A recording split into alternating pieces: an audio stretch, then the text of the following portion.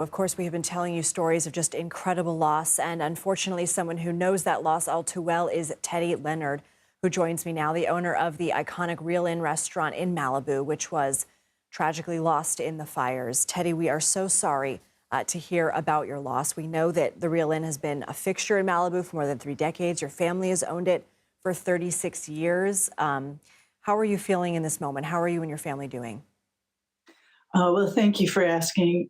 Like many others, we're still evacuated from our home as well. So unsure, unstable, a little stunned and shocked by what's happening.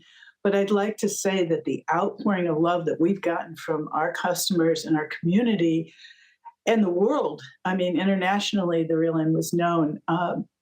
It's overwhelming. It has buoyed us up through this time that is so, so difficult. We have $10 donations to our GoFundMe for our crew from Ireland. We get 20 from the UK, $1,000 from the UK. We've got some from Istanbul. You don't realize the impact that the restaurant had on people's lives until this happened. My husband and I just keep looking at each other with tears in our eyes, stunned that we had no idea what a big part of people's lives we were. And so we would, love to bring that back to the community, but it's their loss as well as ours. And I do want to ask you a little bit more about how you're intending to take care of your employees in this time. But I do want to ask, we know that your state, unfortunately, is no stranger to wildfires, but did you ever expect that something like this, with such ferocity, with the combination of the weather factors, this wind, obviously the lack of rain, the incredibly dry conditions, just the sheer number of resources that have been placed on firefighters, making it more difficult for them to contain these fires because so many keep popping up. Did you ever imagine the magnitude that something like this could happen to you? Oh, no. I don't think anyone who lives here could possibly imagine this happening. We have had fires come straight up close to our home, close to the restaurant. We have a picture next to the cashier at the restaurant of the firefighters in the 90s putting the fire out that was right behind the restaurant, and we Wow. served them food while that was happening.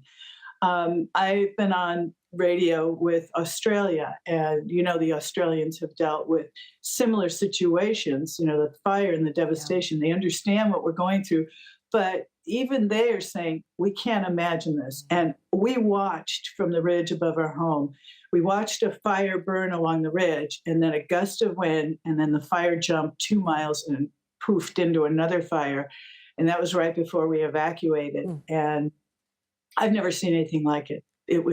I can't imagine that there was much the fire department could do. Yeah. This is horrendous. And Teddy, I know that you're still in a state of shock, and there will be time to assess how this happened and whether anything more could have been done. But right now, where you're sitting, do you have any questions? Or is anything coming up that you would like answers to in the near future?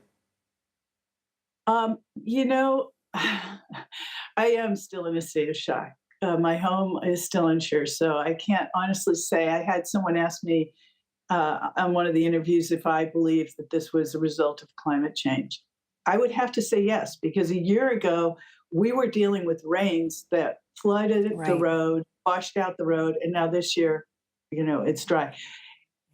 Are there things we could do? I'd like answers to that. What Mm, can we do mm, as a world community to come mm. together and try and help each other combat the climate change that we're experiencing right now? Because this is not a local situation, Mm. this is a global situation. Right. If it's not just a California problem. Eventually, it's going to Yeah, be an entire U.S. and global problem. A call to action for sure, Teddy.